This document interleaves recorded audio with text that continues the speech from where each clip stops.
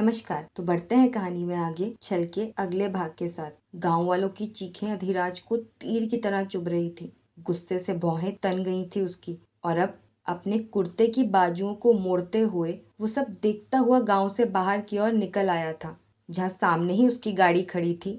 अभी सिर्फ ड्राइवर था गाड़ी के पास। अधिराज को निकलते देख उसके गार्ड उसके पीछे पीछे बाहर की ओर आए थे, लेकिन उससे पहले ही वो ड्राइवर को बाहर उतरने के लिए कहकर खुद तेजी से वहां से गाड़ी लेकर निकल गया था। गार्ड जब तक भागते हुए उसके पास आते हैं तब तक अधिराज निकल गया था।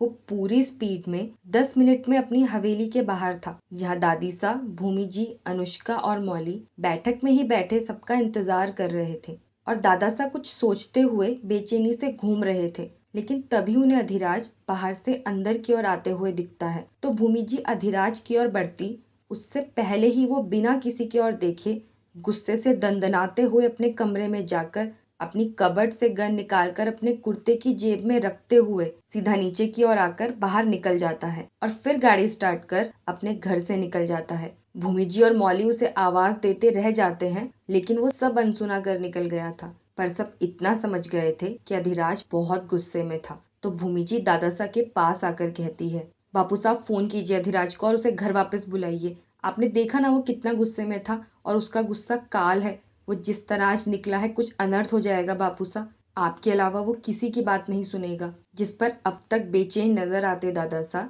मुस्कुराते हुए कहते हैं, वो जो करेगा अब वही सही होगा भूमि। अनर्थ का तो पता नहीं, लेकिन हाँ, आज किसी को उसकी असली जगह और औकात जरूर दिखाकर लौटेगा मेरा पोता। और अब तो तीर कमान से निकल गया है। अब तो खुद महादेव भी कुछ नहीं कर सकते। अब जो होगा महादेव की मर्जी से होगा। हर हर महादेव। दादा सा मुस्कुराते हुए ही महादेव की मूर्ति की ओर देख अपने हाथ ऊपर की ओर उठाकर जोड़ते हुए कहते हैं। पर दादा सा का ये जवाब सुन भूमि जी दादी सा के पास आकर अब उनसे कहती हैं, मासा बापू सा ये क्या कह रहे हैं? आप समझाओ ना बापू सा को कि वो वापस बुलाएं अधिराज को। मासा घर में शादी है और आप अधिराज का गुस्सा जानती हैं। वो गुस्से में हर हद भूल जाता है। अगर कुछ गलत हो गया उसके हाथों तो हम क्या करेंगे? अधिराज को कहीं चोट आ गई तो हम क्या करेंगे? जिस पर दादी साहब भूमि जी के आंसू साफ करते हुए कहती है, ऐसा कुछ नहीं होगा। अधिराज हमारा समझदार बच्चा है और तू क्यों इतना परेशान हो जाती है उसके लिए? वो शेर है, उसे चोट पहुंचेगी नहीं, बल्कि वो सामने वाले को चीर कर रख देने का कलेजा रखता है। और एक शेर की माँ होकर इतना डरती है तू? महादेव का भक्त है वो और महादेव उसके साथ है तो क्या अनर्थ हो सकता है? तुझे महादेव पर भरोसा नहीं? बस अभी तो उसके लिए प्रार्थना कर जिसके लिए वो काल बनकर यहाँ से निकला है, क्योंकि आज उसको तो वो यमलोक के दर्शन करा ही देगा। दादी साहब भी मुस्कुराते हुए कहती हैं और भूमि जी को अपने गले लगा लेती हैं। लेकिन भूमि जी का मन बहुत घबरा रहा था और वो वैसे ही दादी साहब के गले लगे हुए थी और मौली अनुष्का का हाथ कसकर थामे बस सब ठीक करने की महादेव से प्रार्थना कर रही थी। अधिराज को भी सिर्फ अपनी मंजिल नजर आ रही थी। बस तेजी से गाड़ी भगाते हुए वो ठीक उस मंजिल पर पहुंच गया था जहां उसे पहुंचना था, यानी ब्रिजमोहन के घर। जहां पहुंचते ही वो फुल स्पीड में अपनी गाड़ी सीधा उसके गेट के अंदर घुसा देता है। जहां गाड़ी के अंदर घुसते ही गेट सामने पड़ा था और गाड़ी के भी आगे का नक्शा बदल गया था और गेट पर ही बैठे गार्ड्स झटके से अपने कमरे से निकल बाहर आते हैं और भागते हुए उस गाड़ी के पास आते हैं जहां गाड़ी से अधिराज बाहर निकला था, जिसे ना पहचानना तो बनता ही नहीं था। पर जिस तरह उसका चेहरा तमतमा रहा था उसे देख पीछे से किसी ने आगे आने की हिम्मत नहीं की थी, क्योंकि उसकी खून उतर आई आंखें ही उनके कदम रोकने के लिए काफी थी। अधिराज गुस्से से आगे बढ़ रहा था। जहां घर का दरवाजा अंदर से बंद था तो वो वहीं खड़े गार्ड के हाथ से उसकी बंदूक लेकर जोर से लॉक पर मार लॉक तोड़ दरवाजा लात मारकर इतनी जोर से पटकता है कि हड़बड़ाते हुए उसके नौकर नींद से जाग बाहर की ओर भागते हुए आते हैं। तो गुस्से से कांपती आवाज में उसका पहला सवाल सिर्फ यही था कि कपिल का कमरा कौन सा है। तो नौकर बिना कोई वक्त गवाए सामने से तीसरे कमरे की ओर इशारा कर देता है तो अधिराज उसी कमरे की ओर बढ़ने लगता है। पर उस कमरे के दरवाजे पर वो जोर से अपना पांव मारकर खोलता है। आराम से एसी रूम में सोते कपिल को सीधा उसके गिरेबान से पकड़ वैसे ही नींद से ही उठा बाहर बैठक में लाकर पटकता है। तो मीठी नींद से उठ सामने गुस्से से कांपते अधिराज में उसे यमराज ही नजर आ रहा था। तो वो भी गुस्से से उठने की कोशिश करता है कि तभी अधिराज उसकी छाती पर पांव रख उसे वापस जमीन पर चित्त कर देता है। और सिर्फ उसके पांव रखने से ही कपिल जमीन से हिल भी नहीं पा रहा था। लेकिन वो अब बृजमोहन को जोर जोर से चिल्लाकर आवाज लगाने लगता है और अपने नौकर को भी अपने पापा को बुलाकर लाने के लिए कहता है। लेकिन नौकर तो खुद अधिराज को यमराज बना खड़ा देख डर के मारे कांप रहा था। लेकिन अपने बेटे की चीख सुन अब बृजमोहन और उसकी पत्नी जल्दी से अपने कमरे से बाहर आते हैं। बृजमोहन की बेटी भी सब आवाज सुनकर बाहर आ गई थी। लेकिन अपने बेटे को इस तरह अधिराज के कदमों में पड़ा दर्द से कराहता देख बृजमोहन गुस्से से लाल हो गया था और सीधा वो अधिराज की ओर आने लगता है। लेकिन इस वक्त अधिराज पर तो काल सवार था, तो अगली लात वो सीधा बृजमोहन के सीने पर इतनी जोर से मारता है कि वो वहां से छिटक अपनी सीढ़ियों पर जाकर गिरा था। उसे इस वक्त ऐसा दर्द हुआ था कि जैसे उसकी सारी पसलियां टूट गई हों। और अब अधिराज अभी भी जमीन पर ही पड़े कपिल को बुरी तरह मारने लगा था। उसके मुंह, नाक, कान, हर जगह से खून बह रहा था। आखिर में अधिराज उसके हाथ पर अपना पांव रख गुस्से से चीखते हुए कहता है, दर्द हो रहा है ना? जब पांव से कुचला जाता है तो कितना दर्द होता है, समझ आ रहा है ना? यही दर्द आज उन गांव वालों ने सहा जो तूने उन्हें दिया, क्योंकि आज जो गांव में हुआ उतना दिमाग तेरे अनपढ़ बाप के पास नहीं है। लेकिन तू अपना दिमाग बहुत बखूबी चला रहा है। अधिराज ने उसका हाथ कुचल दिया था और वो तड़प रहा था दर्द से, जिस पर अब वो कई मुक्के उसके मुंह पर मारते हुए उसके बाल पकड़ खींचते हुए बृजमोहन के बगल में ही सीढ़ियों के पास उसे पटक देता है। बृजमोहन तो अधिराज की एक लात में ही चित्त हो गया था कि वो बहुत कोशिश करते हुए भी नहीं उठ पा रहा था, और दूसरी लात तो वो सह भी ना पाता, जिस पर अधिराज अब एक कुर्सी खींच पैर पर पैर रख उसके ही सामने बैठकर अपने जेब से अपनी गन निकालते हुए कहता है, हमने कहा था मजबूर मत करना हमें गुंडा बनने पर। बर्दाश्त नहीं कर पाओगे तुम दोनों, क्योंकि अभी तो हमने मारा ही नहीं। अगर पूरी तरह अपनी ताकत दिखा देते तो मर जाते तुम दोनों। आज जो तूने किया ना, उसका 1% दर्द भी तुमको नहीं दिया हमने। जितना तड़पाया है ना तुम दोनों ने आज लोगों को, मौत होनी चाहिए उसकी सजा। वो चीखें अभी भी हमारे कानों में गूंज रही हैं। और अगर राजनीति करनी है तो सीना ठोक कर करो। ये गुंडागिरी हमें बर्दाश्त नहीं है। अगर वार करना है तो सीने पर हमारे करो। इतना कह अधिराज गुस्से से खड़ा होकर कुर्सी पर लात मारते हुए कहता है, सामने खड़े हैं हम, बिना किसी बचाव, बिना किसी सिक्योरिटी। मार सकते हो तो मारो हमें, हम अपना खून भूल सकते हैं, लेकिन अपनों का खून पागल कर देता है हमें। तो अगली बार अगर हमारे किसी अपने का खून बहा तो यहाँ आकर बात नहीं करेंगे। सीने पर इतनी गोलियां दागेंगे कि पता भी नहीं चलेगा कि जान कब और कहां से निकल गई। इस वक्त अधिराज की सांसें गुस्से से फूल रही थी। बृजमोहन में तो उठने की भी हिम्मत नहीं थी। कपिल अपने सीने पर हाथ रख गुस्से से अधिराज को घूर रहा था और उसकी आंखों की अकड़ अधिराज से बर्दाश्त नहीं हो रही थी। और उसी पर वो उसकी ओर बंदूक तान एक साथ 3 फायर करता है और वहां बिल्कुल सन्नाटा था कि तभी अभी तक डर से कांपती, अपने कान बंद किए खड़ी बृजमोहन की बीबी चीख पड़ती है। सुन्न तो 2 पल को बृजमोहन और उसका बेटा भी हो गए थे। कानों में सिर्फ सन्नाटा था, लेकिन अब बृजमोहन की आंखों में मौत का डर था। वो गोलियां बृजमोहन के सीने पर नहीं, पर सीने के बिल्कुल बगल में पड़ी थी, लेकिन उसका दिल ऐसे धड़क रहा था कि जैसे अब बस रुक जाएगा। तो अधिराज बृजमोहन के पास आकर उसकी आंखों में आंखें डालते हुए दांत पीसते हुए कहता है, निशाना चूका नहीं है, बस हाथ रोक लिया हमने अपना, वरना बंदूक चलाना अपने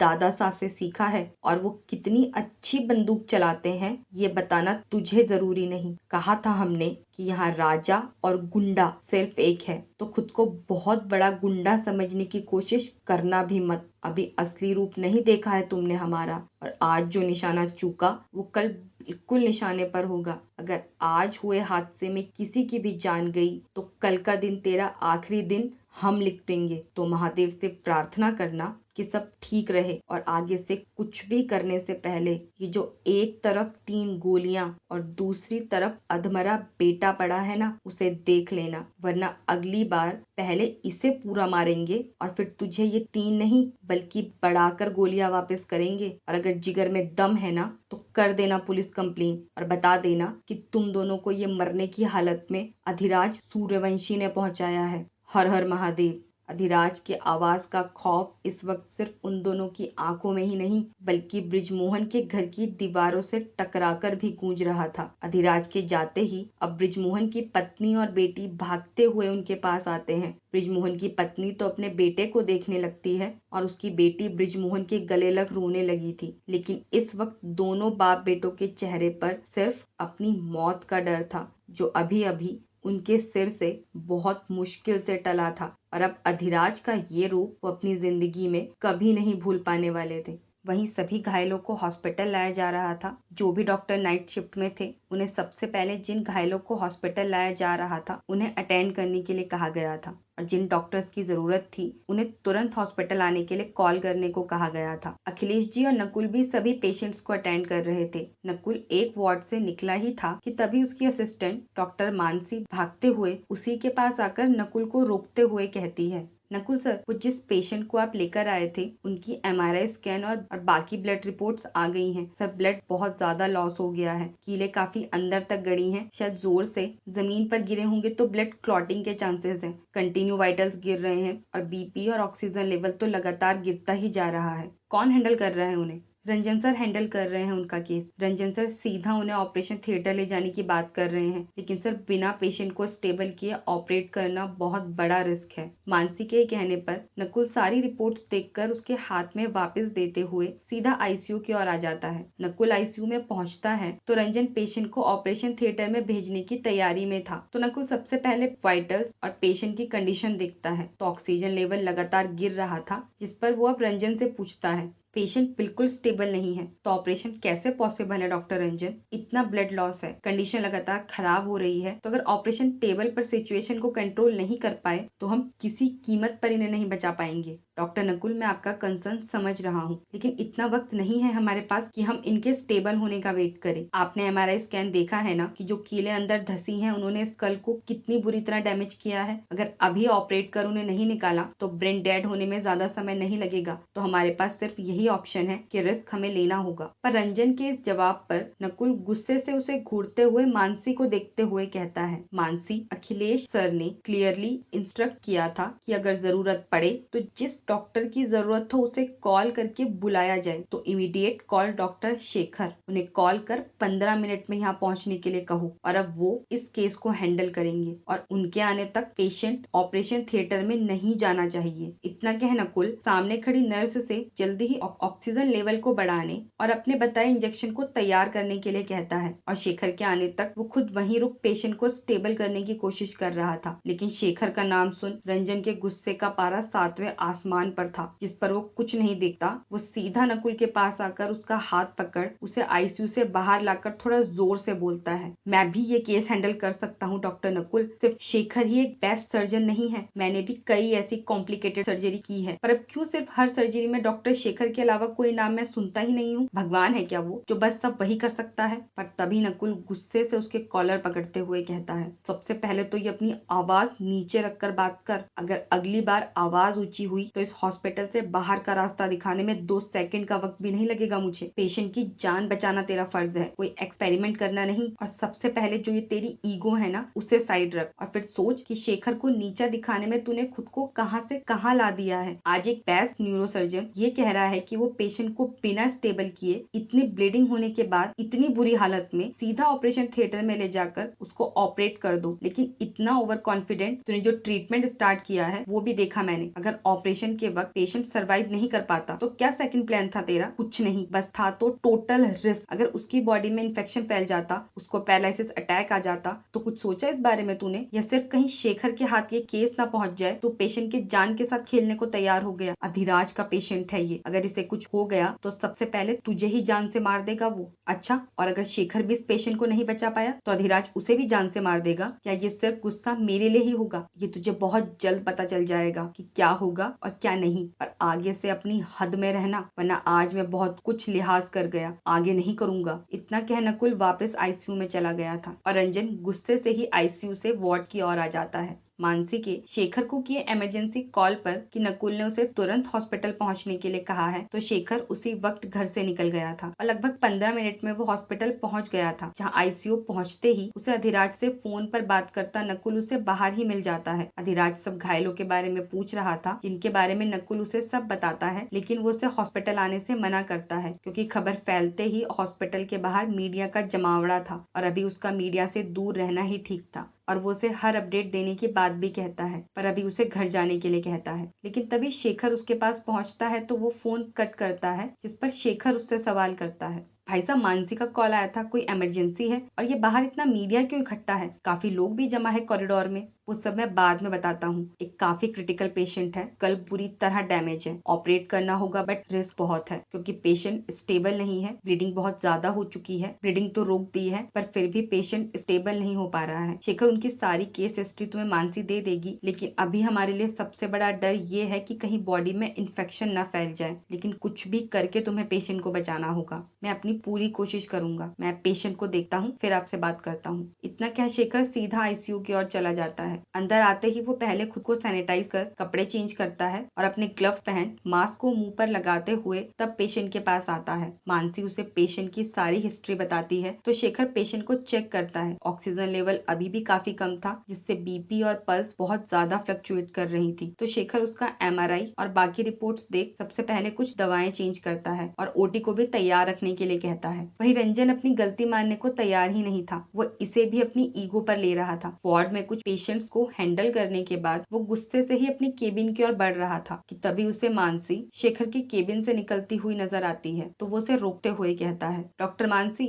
आ गए आपके भगवान के दूत डॉक्टर शेखर। बचा लिया उन्होंने अधिराज के क्रिटिकल पेशेंट को, स्टेबल कर दिया, या उन्हें आपके डॉक्टर नकुल ने पेशेंट को बिना स्टेबल के ही ऑपरेशन की इजाजत दे दी? नो सर, शेखर सर के आते ही पेशेंट सिर्फ 1.5 घंटे में काफी स्टेबल हो गया था। उन्होंने केस हिस्ट्री देखते ही कुछ इंजेक्शन और मेडिसिन चेंज करी तो आधे घंटे में ही पेशेंट का ऑक्सीजन लेवल जो 50 या 60 से ऊपर आ ही नहीं रहा था वो 90 आ गया और ब्लड प्रेशर भी अब ठीक है और ब्लड शुगर जो काफी बढ़ गया था वो भी एकदम लेवल पर आ गया है। अब इंटरनल ब्लीडिंग और इन्फेक्शन का डर बहुत ना के बराबर है और 15 मिनट से तो पेशेंट ओटी में है। ऑपरेशन तो स्टार्ट भी हो गया है और डॉक्टर शेखर ने जब जिम्मेदारी ली है तो इतना तो कंफर्म है सर, अब पेशेंट को कुछ नहीं होगा। मानसी मुस्कुराते हुए कहती है, पर उसकी ये बात रंजन को नागवारा गुजरी थी। जहाँ उसे तो लगा था कि शायद ये मौका था शेखर को मौली से अलग कर देने का, शेखर के नाम पर एक धब्बा लगाने का, पर यहाँ भी शेखर ही बाजी मार गया था जो रंजन से बर्दाश्त नहीं हो रहा था।